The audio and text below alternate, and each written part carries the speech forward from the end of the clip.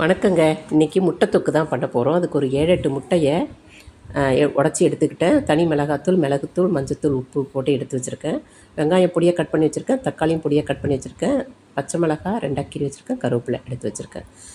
வெங்காயமும் தக்காளியும் அரைச்சி பேஸ்ட்டாக எடுத்து வச்சுருக்கேன். இதுதான் குழம்புக்கு நல்ல கிரேவி கொடுக்கும். இஞ்சி பூண்டு பேஸ்ட்டு, சாம்பார் பொடி, மஞ்சத்தூள், சாம்பார் பொடியும் தனி மிளகாத்தூளும், இது மஞ்சத்தூள், கொஞ்சம் கரம் மசாலா, கொஞ்சம் மிளகுத்தூள் எல்லாம் கலந்து வச்சுருக்கேன். பட்டை சாமான்லாம் பொடிச்சு கரக்கரன்னு எடுத்து வச்சுருக்கேன். தேவையான உப்பு எடுத்து வச்சுருக்கேன். வானலியில் கொஞ்சம் எண்ணெய் ஊற்றி, நான் எண்ணெய் வந்து எங்கள் வீட்டில் கம்மியாக தான் சேர்ப்பேன். எண்ணெய் ஊற்றிட்டு வெங்காயம் நேரடியாக போட்டு வதக்கிடுறேன்.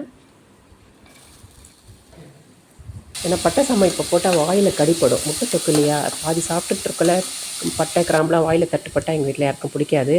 அதனால் நான் பின்னாடி தான் சேர்ப்பேன். வெங்காயம் நல்லா வதங்கினதுக்கப்புறம் இஞ்சி பூண்டு பேஸ்ட்டு போட்டு நல்லா வதக்கி விட்டுட்டு, குழம்புத்தூள், தனி மிளகாத்தூள் அதையும் அதில் போட்டுறேன்.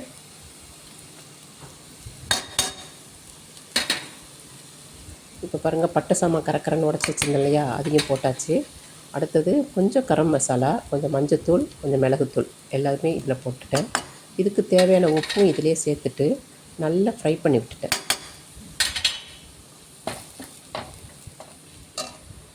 நல்லா ஃப்ரை ஆனதுக்கப்புறம் நல்ல மெலிசாக பொடி பொடியாக கட் பண்ணி வச்சுருந்தேன் இல்லையா தக்காளி, அதை இதில் போட்டு தக்காளி, பச்சை மிளகா, கருவேப்பிலை எல்லாத்தையுமே இதிலேயே போட்டு தக்காளி நல்லா ஃபைனாக மசிஞ்சு வர அளவுக்கு நல்லா வதக்கி விட்டுட்டேன்.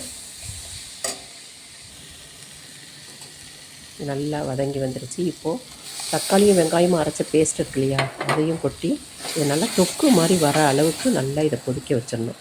மூடி போட்டு கொதிக்கிட்டு இன்னொரு வானலியில் நம்ம முட்டை கலந்து வச்சுருக்கோம் இல்லையா, அந்த முட்டையை போட்டு ஒரு பொரியல் மாதிரி பண்ணிக்கலாம். ரொம்ப சின்ன சின்ன பீஸாக இல்லாமல் பெரிய பெரிய பீஸாக வர மாதிரி ஒரு பொரியல் பண்ணிக்கலாம். இப்போ பாருங்கள், இது நல்லா தொக்கு மாதிரி கொதிச்சிருச்சு.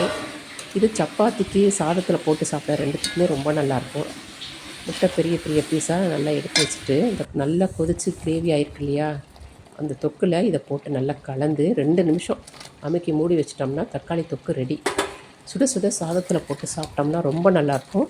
சப்பாத்திக்கு தொட்டுக்கிறதுக்கும் ரொம்பவே நல்லாயிருக்கும். நீங்கள் ஃபேமிலியில் எல்லாேருக்கும் செஞ்சு கொடுங்க. எல்லாேருக்கும் பிடிச்சிருக்குன்னா லைக் பண்ணுங்கள், ஷேர் பண்ணுங்கள், கமெண்ட் பண்ணுங்கள். நம்ம சேனலை சப்ஸ்கிரைப் பண்ணுங்கள்.